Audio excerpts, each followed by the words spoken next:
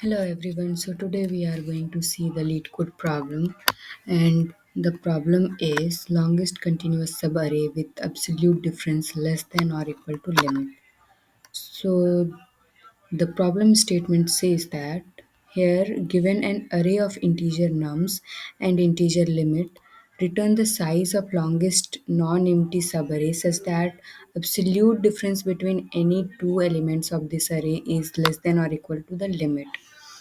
So here, if we are to go for the example one, then we can see that here nums array is having four elements and limit given here are four. So we have to choose longest continuous subarray with absolute difference less than or equal to the limit.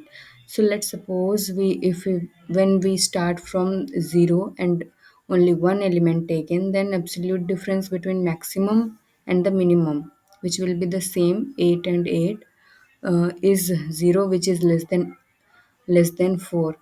And yeah, this so the length is now 1. When we go for 2 8 and 2, then it is giving like the absolute difference between maximum and minimum element is 6, because maximum element is 8 and minimum element is 2, so which is greater than 4. We can't take this. And so while we are getting this much of uh, uh, difference, then we can't take this, we can't count this as a uh, required subarray. So we have to remove, we have to move j value to the first index, and we will start from 2. So when we are taking only 2, then we get that 2 minus 2 means maximum and minimum element difference is 0, and it can be taken, the size is now 1.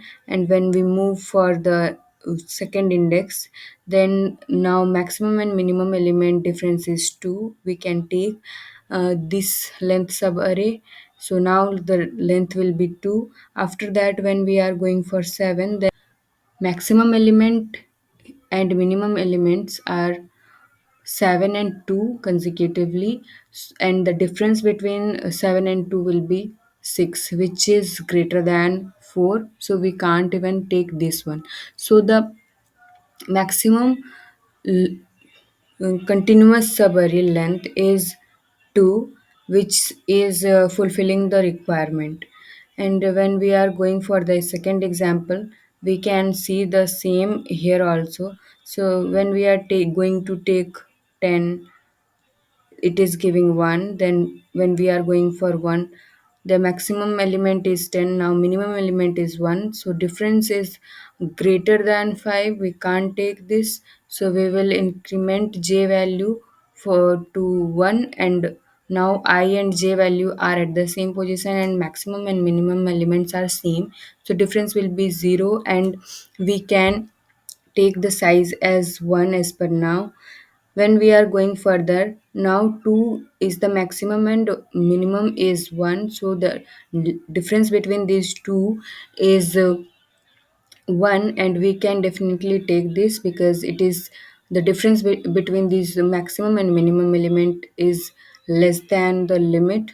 And after that, when we are going for 4, now maximum element is 4 and minimum element is now 1, so we can still take 4 inside the subarray. And yeah, definitely the difference between 4 and 1 is equal to 3, which is less than or equal to 5, so we can take this.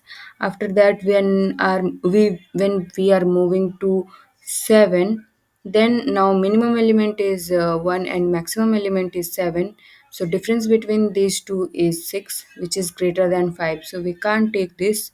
And so the maximum subarray length till now is 3.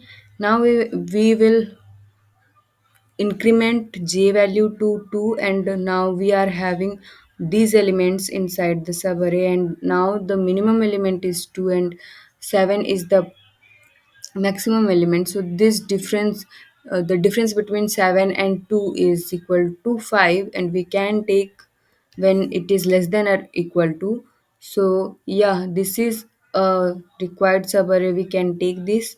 After that, when we are moving to the next, the next element is 2, and yeah, 2 is the minimum value inside this subarray, and absolute difference between maximum element and minimum element is still 5, and it can be taken. So this is the required longest subarray with the absolute value, absolute difference between the maximum and minimum element is less than or equal to 5. So here answer came 4. Similarly, when we are going for the third example, here limit is given as 0, means we have to take the difference as less than or equal to 0, means we can only take continuous uh, same elements, because then only we will have the limit is equal to 0. And here we can see 2 2 2 games 3 times continuously, so this is the subarray taken and the length is 3. Now we will go for the constraints, and here constraints are given as nums dot length can vary from 1 to 10 to the power 5. The nums element is from 1 to 10 to the power 9, and the limit value is varying from 0 to 10 to the power 9. So definitely this can be solved with brute force approach, and we can apply uh, big of n square time complexity solution as well. But here we are going with priority queue, and we will use max heap and min heap for solving this problem.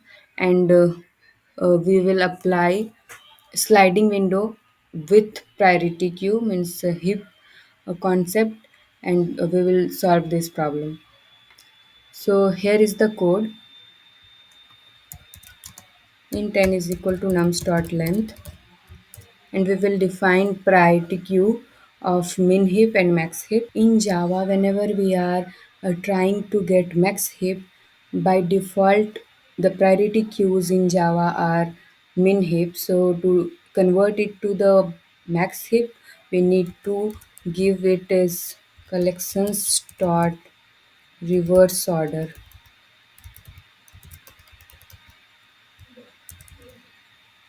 and this is converted to a max heap. Now we are going to traverse inside the nums array, and we are going to increment all the time I point, while j will be the last element uh, from which we are going to increment the value when the condition is not satisfied. So here we are going to take care of max and min values from max heap and the min heap. Firstly, we are going to put the ith value inside min heap and max heap. We are using max heap and min heap because uh, whenever we are trying to go inside the array and the sub array we are traversing, then each and every time we are going to see within that sub array what is the maximum value and what is the minimum value. And similarly, when we are trying to fetch the maximum value out of the sub array we have chosen from j to I, then max heap can give us the maximum value in that sub array, and yeah, min heap will give the minimum element. And instead of that, when we are incrementing the j pointer, then it is not necessary that the previous j value was the minimum value or the maximum value. So when we are incrementing, then we have to take care what is the next min element and the max element, and that can vary from j to I in between j to I, because that is not necessary that it will be at the j position only. So we have to take care of that. That's why we are using sorted order within the sub array, and when we are trying to fetch the minimum value and maximum value for the sub array. So that's why we are using priority queues for min and max heap. So here we are going to take maximum value from the max heap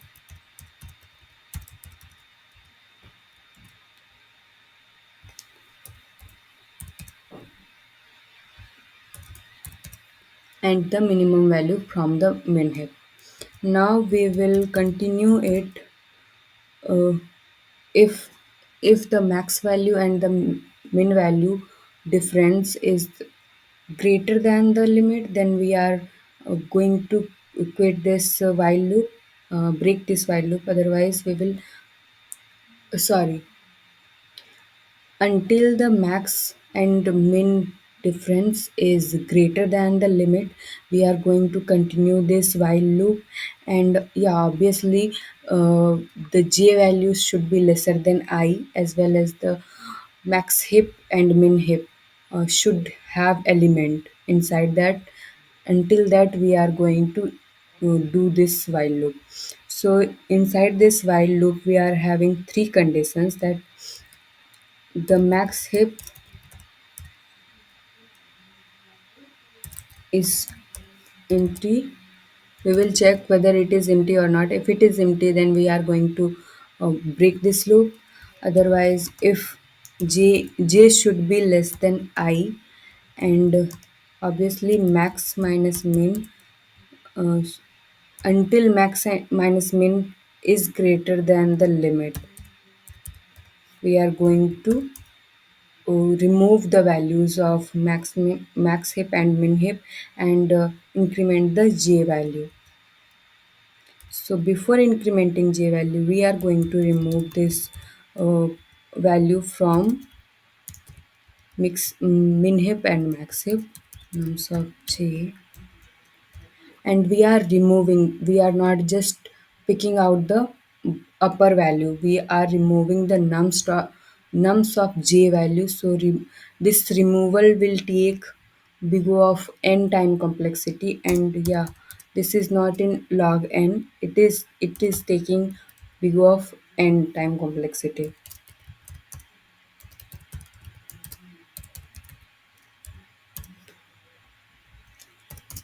And after that we are going to increment j,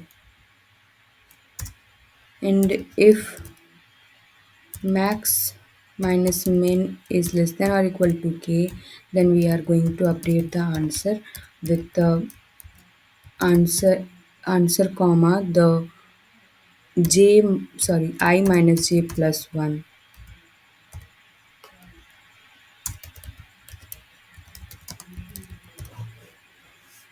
Yeah, after that we are going to return the answer, and let's see how it's working. Let's run it.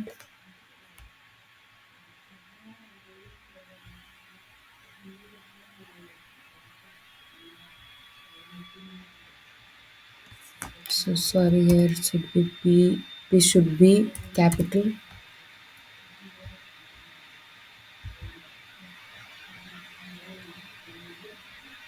Sorry, it should not be k, it should be limit.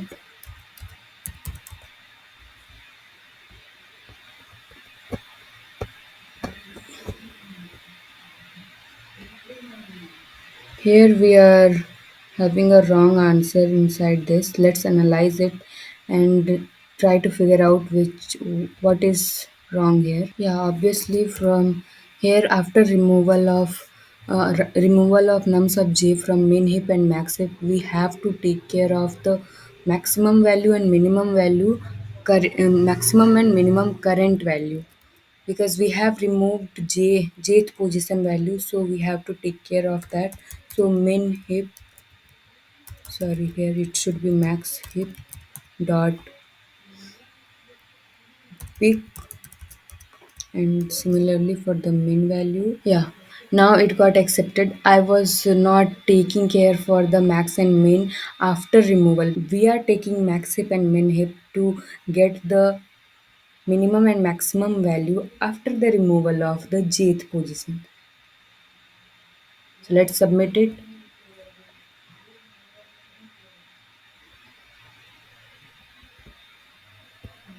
It got accepted, and it is giving it is bidding 6.8%. So it let's analyze the time complexity. Here we are using min heap and max heap. So these are when we are adding the values, then it is going to take log n time complexity, while when we are removing the value it is going to take n big of n time complexity. And for here we are using a for loop, and inside that, when we are adding the elements inside it, then it is going to take log n time complexity. So the total time complexity here will be big of n log n, and obviously here we are using min heap and max heap, so it will take space complexity as well. Min heap and max heap are also taking space for storing nums value inside it, so it will be big of n space complexity. So this was the solution, and thank you.